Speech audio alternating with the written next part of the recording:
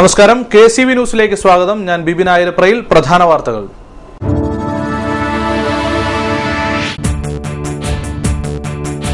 കൊടിക്കുന്നിൽ സുരേഷിന്റെ വ്യക്തിപ്രഭാവം കൊണ്ടല്ല കുട്ടനാട്ടിൽ നിന്ന് 51,708 വോട്ടുകൾ ലഭിച്ചത്. അത് കോൺഗ്രസും കേരള കോൺഗ്രസും ഊണും ഉറക്കവും ഉപേക്ഷിച്ച് പ്രവർത്തിച്ചതുകൊണ്ടാണെന്നും advocate Jacob Abraham.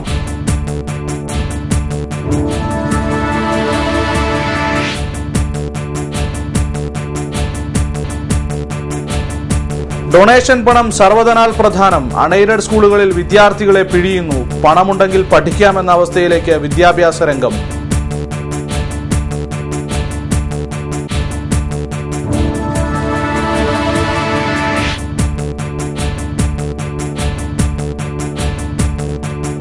General transfer, police സേനയിൽ അമർഷവും മാനസിക സംഘർഷവും. ട്രാൻസ്ഫറിനെതിരെ ഒറ്റക്കെട്ടായി ഭരണ പ്രതിപക്ഷ സംഘടനകൾ.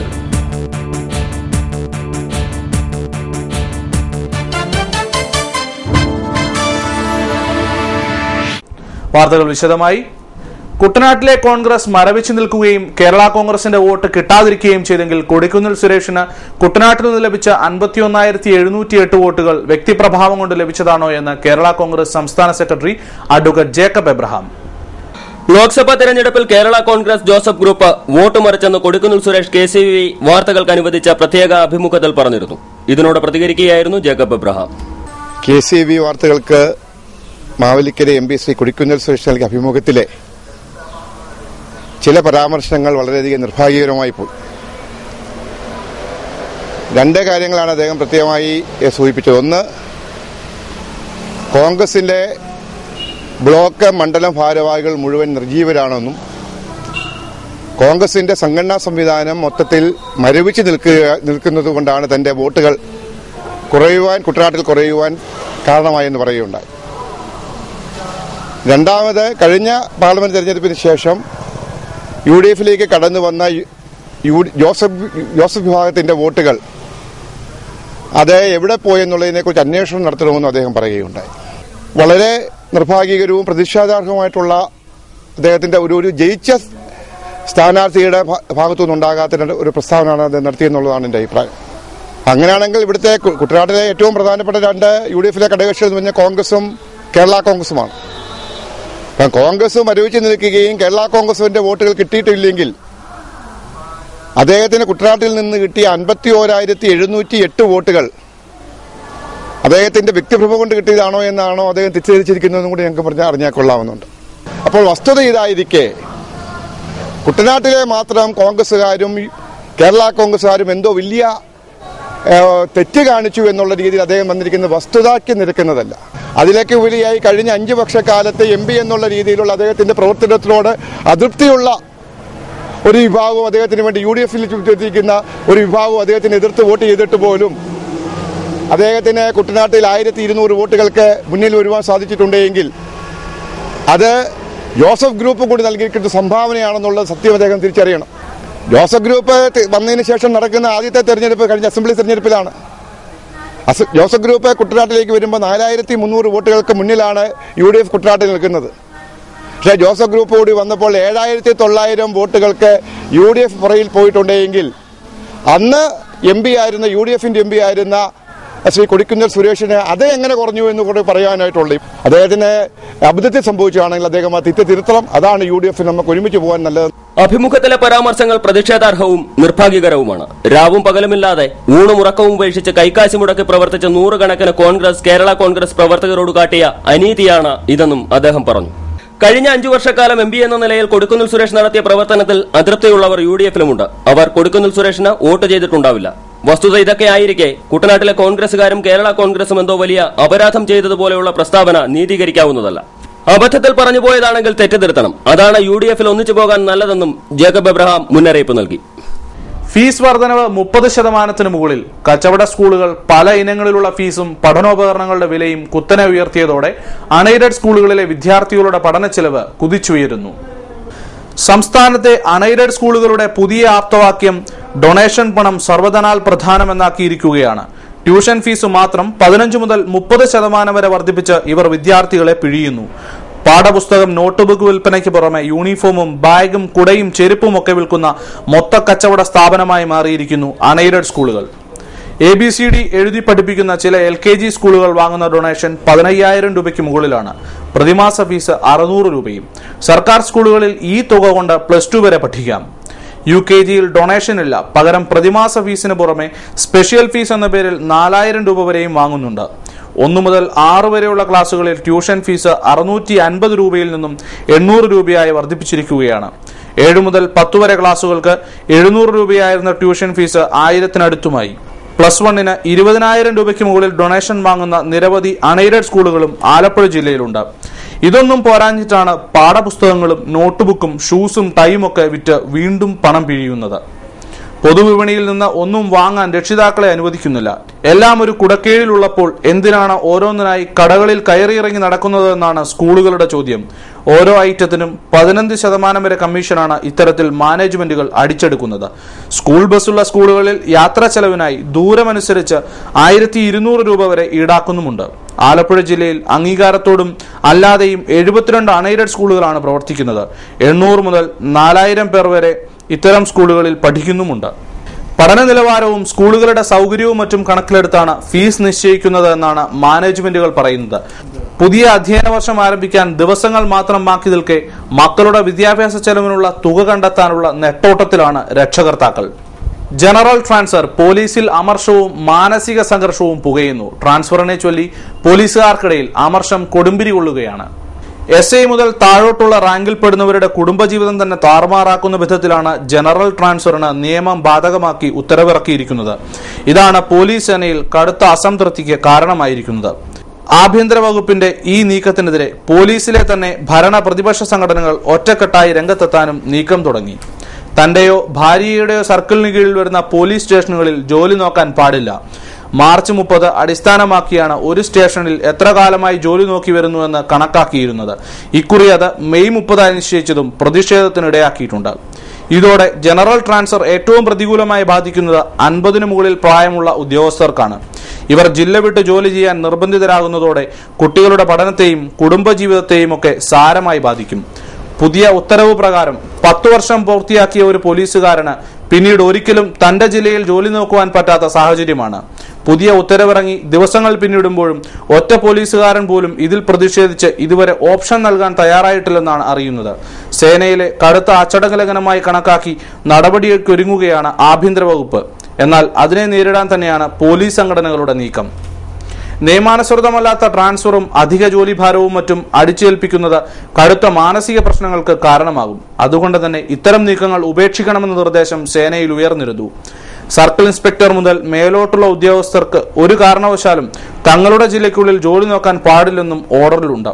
ഇതോടെ ഉന്നത ഉദ്യോഗസ്ഥർക്കിടയിലും കടുത്ത അസംതൃപ്തി നിലനിൽക്കുകയാണ്. കഴിഞ്ഞയാഴ്ച ആലപ്പുഴ ജില്ലയിൽ നടന്ന പോലീസ് അസോസിയേഷൻ സമ്മേളനത്തിൽ കടുത്ത മാനസിക സമ്മർദ്ദത്തെ തുടർന്ന് 17ഓളം പോലീസുകാർ ആത്മഹത്യ ചെയ്തത് ശ്രദ്ധയിൽപ്പെടുത്തിയിരുന്നു. എന്നാൽ ഇതൊന്നും കണക്കിലെടുക്കാതെയാണ് എല്ലാ പോലീസുകാരെയും ജില്ല വിട്ട് കെട്ടുകെട്ടിക്കാനുള്ള ആഭ്യന്തര വകുപ്പിന്റെ പുതിയ നീക്കം. ഇത് സേനയിൽ വൻ പ്രശ്നങ്ങൾക്ക് കാരണമായേക്കും. തലവടി ഗ്രാമപഞ്ചായത്ത് 2008-2009 വർഷങ്ങളിൽ പൊതുവിഭാഗത്തിലും പട്ടികജാതി വിഭാഗത്തിലും ഉൾപ്പെടുത്തി നടപ്പാക്കിയ പദ്ധതിയിൽ അഴിമതി. പദ്ധതിക്കായി ചെലവഴിച്ച തുക 9/2/2009 പഞ്ചായത്ത് കമ്മിറ്റിയിൽ പങ്കെടുത്ത അംഗങ്ങളിൽ നിന്ന് ഈടാക്കാൻ സർക്കാർ ഉത്തരവ്. 2008 തദ്ദേശ സ്വയംഭരണ വകുപ്പ് അനുമതി നൽകാത്ത പദ്ധതിയാണ് തലവടി പഞ്ചായത്ത് നടപ്പിലാക്കിയത്. സർക്കാരിന്റെ മുൻകൂർ അനുമതി വാങ്ങുന്നതിനുള്ള നടപടികളും പഞ്ചായത്ത് സ്വീകരിച്ചിരുന്നില്ല.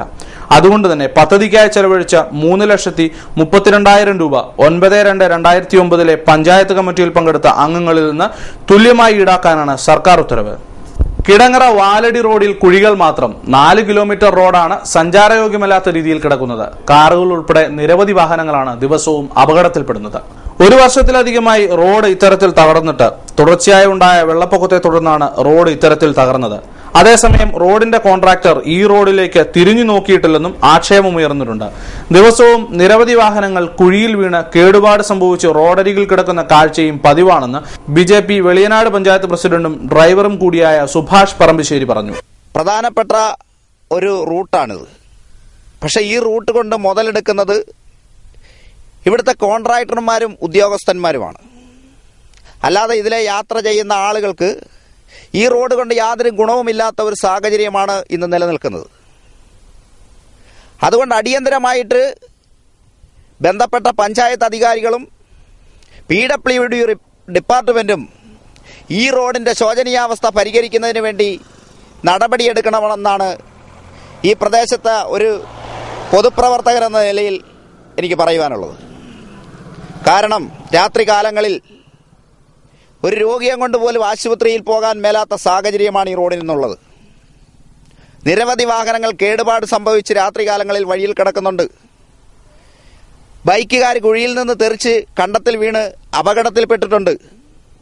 ഇതിനൊക്കെ പരിഹാരം കണ്ടില്ല എങ്കിൽ ഈ പ്രദേശവാസികളെയും ഈ റോഡുമായിട്ട് ബന്ധപ്പെടുന്ന മുഴുവൻ ആളുകളെയും സംഘടിപ്പിച്ചുകൊണ്ട് PWD ഓഫീസും പഞ്ചായത്തും ഉപരോധിക്കുമെന്നുള്ള കാര്യത്തിൽ ഇവിടുത്തെ ജനങ്ങൾ ഒറ്റക്കെട്ടായിട്ട്.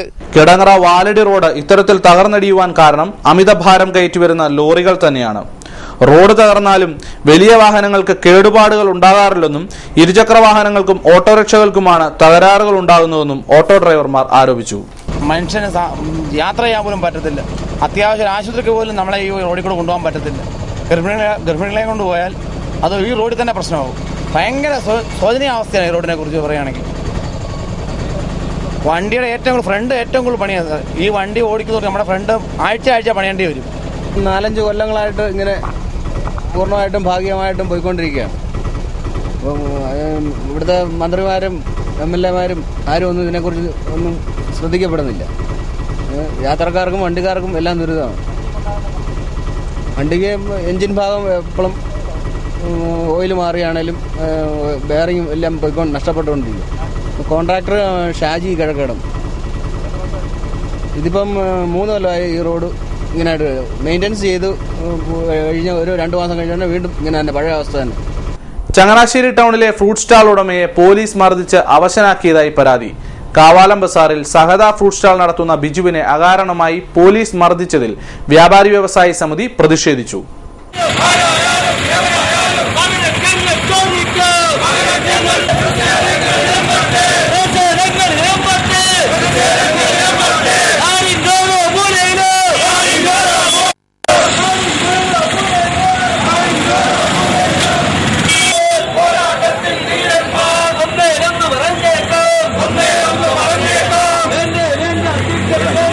ചങ്ങനാശ്ശേരി ടൗണിൽ നടന്ന പ്രതിഷേധ പ്രകടനം വ്യാപാരി വ്യവസായി സമിതി ഏരിയ പ്രസിഡന്റ് PA നിസാർ ഉദ്ഘാടനം ചെയ്തു.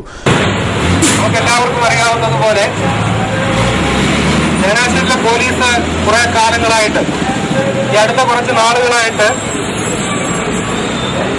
നീതിക്ക് മുന്നിൽ കൊണ്ടുവരേണ്ട ക്രിമിനലുകളോട് അയവേറിയ സമീപനം ഒരു വശത്ത് കാണുകയും മറുവശത്ത് നിരപരാധികളെ മർദ്ദിക്കുകയും ചെയ്യുന്ന ഒരു സ്ഥിരം പദ്ധതിയിലേക്ക് വന്നിരിക്കുന്നു എന്നുള്ളതാണ് വസ്തുത. ഈ കഴിഞ്ഞ 2 ആഴ്ചക്കാലം മുമ്പ് ചങ്ങനാശ്ശേരി ടൗണിൽ മുനിസിപ്പൽ ജംഗ്ഷനിൽ മുനിസിപ്പൽ ഓഫീസിന് മുന്നിലുള്ള ഒരു മൊബൈൽ കട, ആ കടയിൽ ഒരു കൂട്ടം സാമൂഹ്യ വിരുദ്ധന്മാർ കയറി ഭീകരമായി കടയുടമയെയും അതേപോലെ തന്നെ അവിടുത്തെ ജീവനക്കാരെയും മർദ്ദിക്കുകയും അവിടുത്തെ സ്ഥാപനത്തിലെ മൊബൈൽ ഫോണുകൾ അടക്കമുള്ള ഏതാണ്ട് 1 ലക്ഷം രൂപയ്ക്ക് അടുത്ത് വരുന്ന കച്ചവട സ്ഥാപനങ്ങൾ തകർക്കുകയും ചെയ്തത് 2 ആഴ്ചക്കാലം കഴിയും. ഈ ആക്രമണങ്ങളെ കുറിച്ചുള്ള വ്യക്തമായിട്ടുള്ള വിവരം ചങ്ങനാശ്ശേരി പോലീസിന് അന്ന് തന്നെ കൈമാറുകയുണ്ടായി. ഫ്രൂട്ട് സ്റ്റാൾ ഉടമയായ ബിജുവിനെ ചങ്ങനാശ്ശേരി SI കടയിൽ നിന്നും വലിച്ചിറക്കി മർദ്ദിക്കുകയായിരുന്നു. SIക്കെതിരെ നടപടിയെടുക്കണമെന്ന ഉദ്ഘാടന പ്രസംഗത്തിൽ നിസാർ ആവശ്യപ്പെട്ടു. സംസ്ഥാന കമ്മിറ്റി അംഗം R Fasil, Joji Joseph, CR Shafeeq, Haris, Shameer MR, Manoj എന്നിവർ സംസാരിച്ചു. പട്ടികജാതി ക്ഷേമനിധി കുട്ടനാട് ഏരിയ സമ്മേളനം വെള്ളിയാഴ്ച പകൽ 2-ന് മങ്കൊമ്പ് P കൃഷ്ണപിള്ള സ്മാരക ഹാളിൽ നടക്കുമെന്ന് ഭാരവാഹികൾ വാർത്താക്കുറിപ്പിൽ അറിയിച്ചു. അഡ്വക്കേറ്റ് U പ്രതിഭാഹരി പരിപാടി ഉദ്ഘാടനം ചെയ്യും. ഇനിയൊരു ഇടവേള.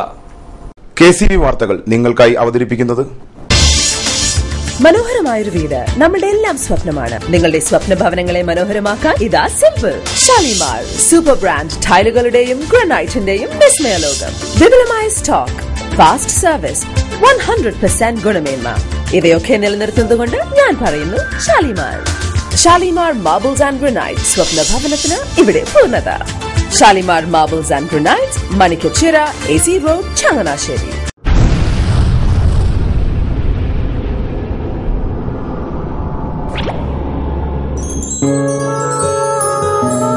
സ്വപ്ന ജ്വല്ലറി ചങ്ങനാശ്ശേരി. സംശുദ്ധിയുടെ 600 കാലത്തെ പാരമ്പര്യം. ചങ്ങനാശ്ശേരിയിലെ ആദ്യത്തെ 916 ഹോൾമാർക്ക് സ്വർണ്ണാഭരണശാല. ഉയർന്നുവരുന്ന സ്വർണ്ണവിലയ്ക്ക് ആശ്വാസമായി സ്വപ്ന ജ്വല്ലറി ഒരുക്കുന്നു സ്വപ്നനിധി സ്വർണ്ണ സമ്പാദ്യ പദ്ധതി.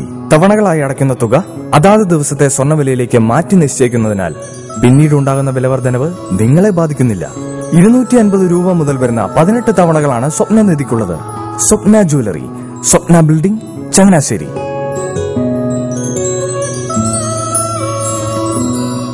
എന്റെ മോഹനേട്ടാ, എളുപ്പ വഴികളും കുറുക്കു വഴികളും നോക്കി പോകുമ്പോഴാ നമ്മളെ ആരെങ്കിലും പറ്റിക്കണത്. എന്നെ ഇന്നവരാരെങ്കിലും പറ്റിച്ചിട്ടുണ്ടോ? കാരണം എന്താ? എനിക്ക് ബുദ്ധിയുണ്ട്. അനു തിരക്കിലായിരിക്കുമല്ലേ? അനുവിനെ കഴിഞ്ഞ ആഴ്ച ആലപ്പുഴയിലെ മുല്ലയ്ക്കൽ പ്രിൻസ് ജുവലറിയിൽ നിൽക്കുന്നത് കണ്ടിരുന്നല്ലോ.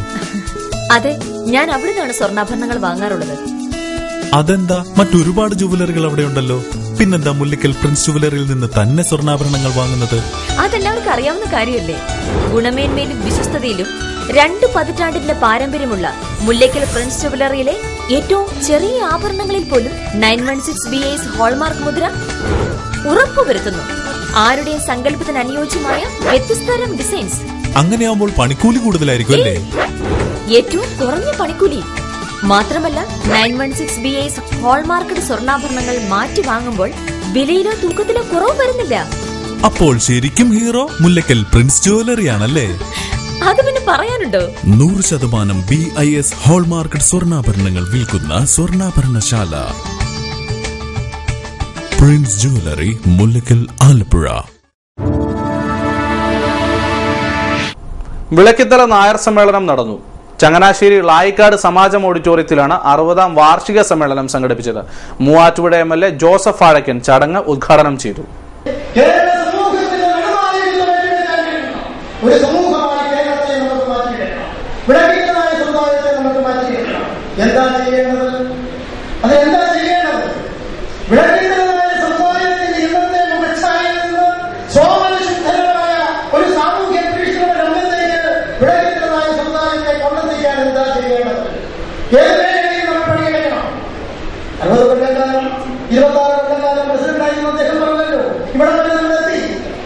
ക്രിസ്തുവിന് ശേഷവും ക്രിസ്തുവിന് പിന്നിലും 2 രൂപയെ ഉണ്ടാക്കാൻ കഴിയുമെങ്കിൽ ഞാൻ പറയുന്നത് ആഗ്രഹിക്കുന്നത് 60 വർഷത്തിന് മുമ്പും 60 വർഷത്തിന് ശേഷവും വിളക്കിത്തനായ സമുദായം ഭരിക്കണം.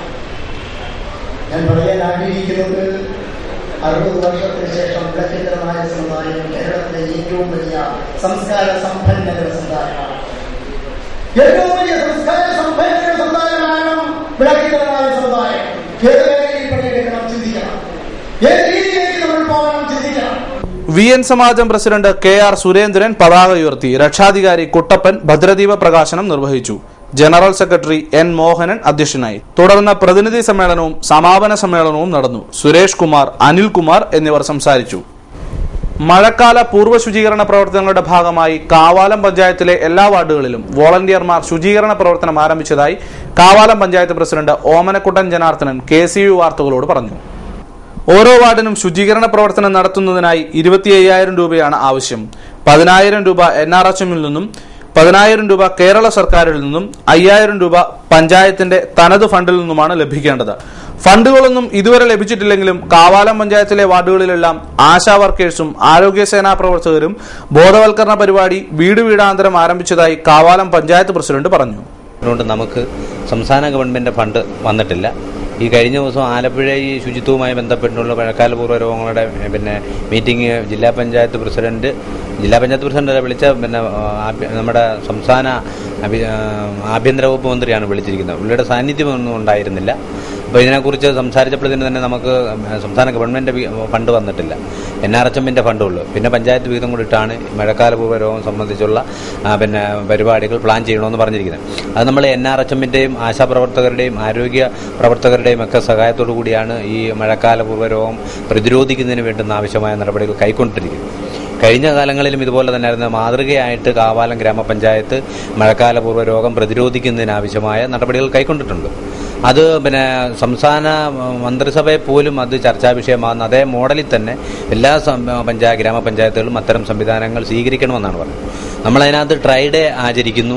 ഒപ്പം തന്നെ വീട് വീടാന്തരം കയറി ഇറങ്ങി പിന്നെ ട്രൈഡേ അവർക്ക് ബോധവൽക്കരണങ്ങൾ നൽകുന്നു. അതുപോലെ തന്നെ ഓരോ വാർഡുകളിലും ആശാപ്രവർത്തകരുടെയും കുടുംബശ്രീയുടെയും പിന്നെ മറ്റു സാമൂഹിക സാംസ്കാരിക സംഘടനകളുടെയും ഒക്കെ സഹായത്തോടു കൂടി പരമാവധി സഹായങ്ങൾ ചെയ്യുന്നതിന് വേണ്ടി ഇത് ഈ പിന്നെ ആരോഗ്യ പ്രവർത്തനങ്ങളുമായി ബന്ധപ്പെടുന്നതിന് വേണ്ടി പിന്നെ ഇടപെടൽ നടത്തിയിട്ടുണ്ട്. അവരുടെ ആത്മാർത്ഥമായ സഹകരണം ഉണ്ടായിട്ടുണ്ട്. മദ്യനിരോധനം നടപ്പാക്കുക, നിലവാരമില്ലാത്തതിന്റെ പേരിൽ അടച്ചുപൂട്ടിയ ബാറുകൾ തുറക്കാതിരിക്കുക തുടങ്ങിയ ആവശ്യങ്ങൾ ഉന്നയിച്ച് വെൽഫെയർ പാർട്ടി മാർച്ച് നടത്തി. ആലപ്പുഴ ജില്ലാ കമ്മിറ്റി നേതൃത്വത്തിൽ എക്സൈസ് കമ്മീഷണറുടെ കാര്യാലയത്തിലേക്കാണ് മാർച്ച് നടത്തിയത്. AVJ ജംഗ്ഷനിൽ നിന്ന് ആരംഭിച്ച മാർച്ച് വെൽഫെയർ പാർട്ടി ജില്ലാ വൈസ് പ്രസിഡന്റ് നാസർ ആറാട്ടുവഴി ഉദ്ഘാടനം ചെയ്തു. 3 വർഷമായി രാഷ്ട്രീയ പാർട്ടി പിറവിയെടുത്തിട്ട് ഈ പാർട്ടി പിറവിയെടുക്കുമ്പോൾ അതുപോലെ പാർട്ടി മുന്നോട്ട് വെച്ചത് വരുന്ന 10 വർഷത്തിനുള്ളിൽ കേരളം സമ്പൂർണമായ മദ്യനിരോധനം നടപ്പിലാക്കും ഈ പാർട്ടിയുടെ മുദ്രാവാക്യമായിരുന്നു. നമുക്കറിയാം 1947 നമുക്ക് സ്വാതന്ത്ര്യം കിട്ടി. നമുക്ക് വ്യക്തമായ ഒരു ഭരണഘടനയുമുണ്ട്. സമ്പൽ സമൃദ്ധമായ ബാബാ സാഹേബ് അംബേദ്കർ രൂപകൽപ്പന ചെയ്ത നമ്മുടെ ഭരണഘടനയുടെ 365 വകുപ്പിൽ ആർട്ടിക്കിൾ 2 സംഭവം പറയുന്നുണ്ട്. ഒന്നാമത് ഏക സിവിൽ കോഡിനെ കുറിച്ച്, രണ്ടാമത് മദ്യ സമ്പൂർണമായ നിരോധനത്തെ കുറിച്ച്. മണ്ഡലം സെക്രട്ടറി സുഭാഷ് അധ്യക്ഷത വഹിച്ചു. അഷറഫ്, ബദറുദ്ദീൻ തുടങ്ങിയവർ സംസാരിച്ചു. മനുഷ്യാവകാശ കമ്മീഷൻ സിറ്റിംഗ് ആലപ്പുഴ ഗസ്റ്റ് ഹൌസിൽ നടന്നു. ജസ്റ്റിസ് R നടരാജൻ പരാതികൾ പരിഗണിച്ചു. നിരവധി പരാതികളാണ് സിറ്റിംഗിൽ വന്നത്. 90 കേസുകളാണ് സിറ്റിംഗിൽ പരിഗണിച്ചത്. റേഷൻ കാർഡുകൾ BPL ആക്കുന്ന പരാതിയാണ് അധികവും വന്നത്. 20 കേസുകൾ ഉത്തരവായി. ബാക്കിയുള്ള കേസുകൾ അടുത്ത മാസം 4 നടക്കുന്ന സിറ്റിംഗിൽ പരിഗണിക്കും. കയർ ബോർഡ് വജ്രജൂബിലി ആഘോഷങ്ങൾ ഈ മാസം 25 മുതൽ 27 വരെയുള്ള തീയതികളിലായി കയർ ദർശൻ പരിപാടികളോടെ ആരംഭിക്കുമെന്ന് വാർത്താ സമ്മേളനത്തിൽ കയർ board chairman professor G Balachandran അറിയിച്ചു. കലവൂരിലെ കയർ ആസ്ഥാനത്ത് നടക്കുന്ന ഉദ്ഘാടന സമ്മേളനം മന്ത്രി രമേശ് ചെന്നിത്തല ഉദ്ഘാടനം ചെയ്യും. 27-ാം തീയതി നടക്കുന്ന സമാപന സമ്മേളനം മുൻ രാഷ്ട്രപതി ഡോക്ടർ APJ അബ്ദുൽ കലാം ഉദ്ഘാടനം ചെയ്യും. വൈകിട്ട് 5:30 ചൊൽക്കാഴ്ചയിൽ കവി കാവാലം നാരായണ പണിക്കരെ ആദരിക്കും. PSC chairman doctor KS Radhakrishnan ചൊൽക്കാഴ്ച ഉദ്ഘാടനം ചെയ്യും. 26 നടക്കുന്ന അന്തർദേശീയ കയർ മ്യൂസിയത്തിന്റെ ഉദ്ഘാടനം മുഖ്യമന്ത്രി ഉമ്മൻചാണ്ടി നിർവഹിക്കും. തുടർന്ന് 27-ന് നിക്ഷേപ സംഗമവും കയർ മേഖലയിൽ 50 വർഷം തികഞ്ഞവരെ ആദരിക്കലും നടക്കും. കൈനഗിരി ഇലക്ട്രിക്കൽ സെക്ഷനിൽ വൈദ്യുതി മുടങ്ങും. കൈനഗിരി ഇലക്ട്രിക്കൽ സെഷൻ കീഴിൽ വരുന്ന കുട്ടമംഗലം, കുപ്പപ്പുറം, നടുത്തുരുത്ത്, ഭഗവതിപ്പാടം, കക്കാക്കായൽ, തയ്യിൽക്കായൽ, അഴീക്കൽ, തോട്ടുവാത്തലപ്പള്ളി എന്നീ പ്രദേശങ്ങളിൽ വെള്ളിയാഴ്ച രാവിലെ 8 മുതൽ 5 വരെ വൈദ്യുതി മുടങ്ങുമെന്ന് KSEB അസിസ്റ്റന്റ് എഞ്ചിനീയർ അറിയിച്ചു. ജീവനം സാമൂഹിക സാംസ്കാരിക സംഘടന മാമ്പുഴക്കരി ഇൻസ്പയർ 2014 എന്ന പേരിൽ സൗജന്യ കരിയർ ഗൈഡൻസ് സംഘടിപ്പിക്കുന്നു. മാമ്പുഴക്കരി ഹാത്തുന ഫൗണ്ടേഷനിൽ നടക്കുന്ന സെമിനാർ CP ബ്രീവൻ ഉദ്ഘാടനം ചെയ്യും. കരിയർ വിദഗ്ധൻ R വെങ്കിട്ടരാമൻ ക്ലാസ് നയിക്കും. ചരമവാർത്തകൾ. മങ്കൊമ്പ് തെക്കേക്കര കൊക്കാക്കുഴിയിൽ റോസമ്മ യോഹന്നാൻ 91 വയസ്സ് നിര്യാതയായി. സംസ്കാരം വെള്ളിയാഴ്ച 10 തെക്കേക്കര സെന്റ് ജോൺസ് ദേവാലയ സിമിത്തേരിയിൽ. പ്രധാന വാർത്തകൾ വീണ്ടും.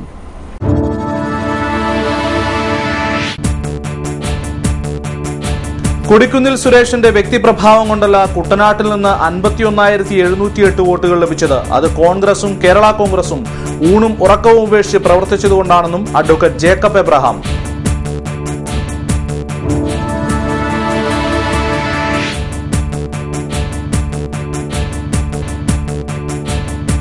ഡൊണേഷൻ പണം സർവ്വധനാൽ പ്രധാനം. അൺഎയ്ഡഡ് സ്കൂളുകളിൽ വിദ്യാർത്ഥികളെ പിഴിയുന്നു. പണമുണ്ടെങ്കിൽ പഠിക്കാമെന്ന അവസ്ഥയിലേക്ക് വിദ്യാഭ്യാസ രംഗം.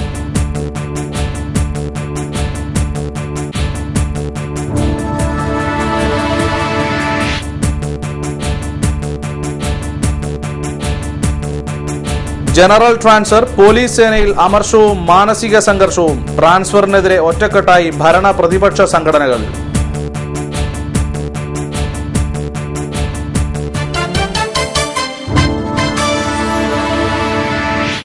വാർത്തകൾ കഴിഞ്ഞു. നമസ്കാരം.